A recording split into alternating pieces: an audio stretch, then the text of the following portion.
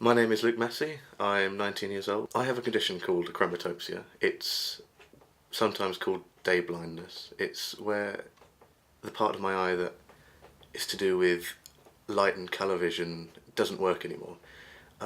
So I only have low level vision and no colour vision at all. So outside I'm completely blind, especially when it's sunny. I can't see any colours, and small things like small writing and far away things are very difficult for me to see. The easiest way for people to understand is I only see in black and white.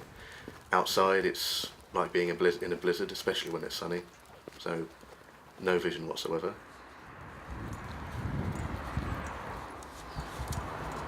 Getting around is it used to be very difficult without Vania. What do you have to say on the issue?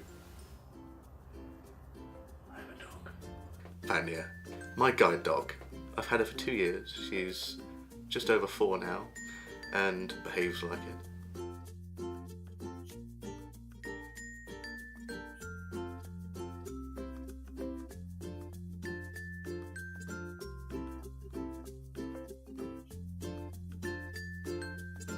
When she's working, she's a brilliant dog. She's perfect outside.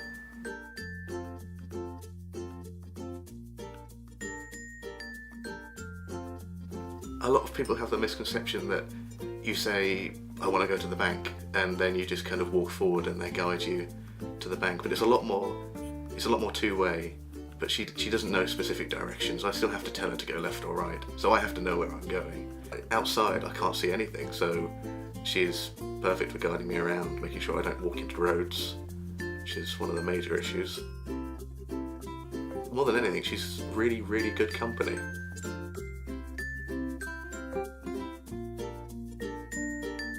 And I just love having her around. The difference to my life Vania has made is quite strong. I don't really think I could think of how it would be without her.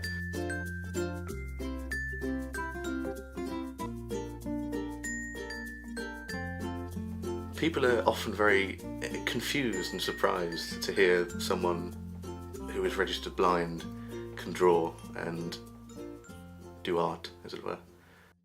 My long-term goal is to work in the video games industry as hopefully a character designer.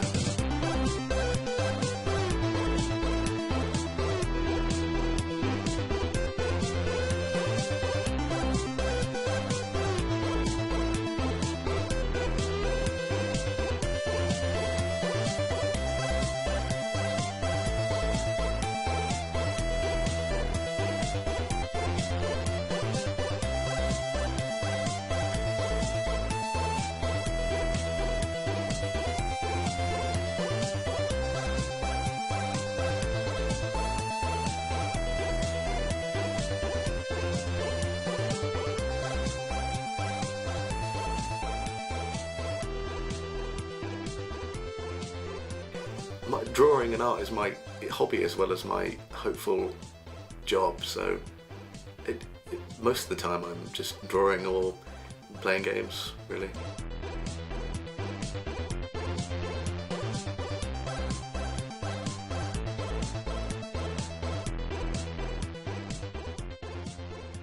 I draw inspiration from, for my character design, it tends to be from Tim Burton, because I absolutely love all of his work. For overall aesthetic, it tends to be the steampunk movement. It's basically the Victorians' idea of sci-fi.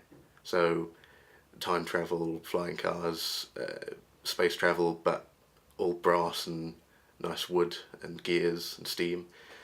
Other things I take inspiration from is the Art Deco movement.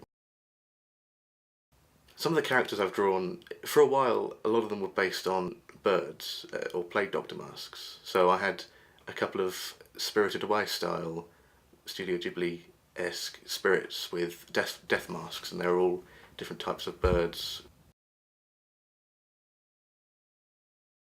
Currently I'm doing a lot more humans than I used to. I didn't used to be very good at drawing humans, but now I've developed my own style, and people are much easier.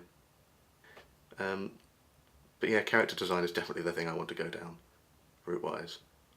That is a mechanised Patriot from a game called Bioshock Infinite, inspiration for that work over there.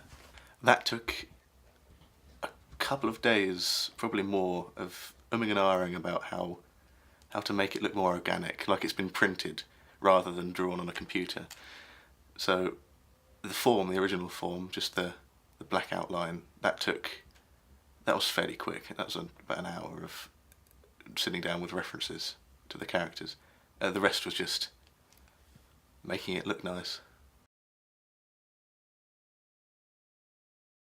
When I'm drawing a character, the ideas just come from my head, to be honest. I tend not to draw direct inspiration from things. It's just always in the back of my mind, persuading what I draw. My condition, achromatopsia, it poses a very big limitation on my art, and that is the inability to see any colour. I tend to do all of my work in grayscale, because I find that easier because it's just tone. When I'm reaching the end of a piece of art, I tend to use other pictures to get colour, because obviously I have no idea, I'm stumbling around in the dark with colour.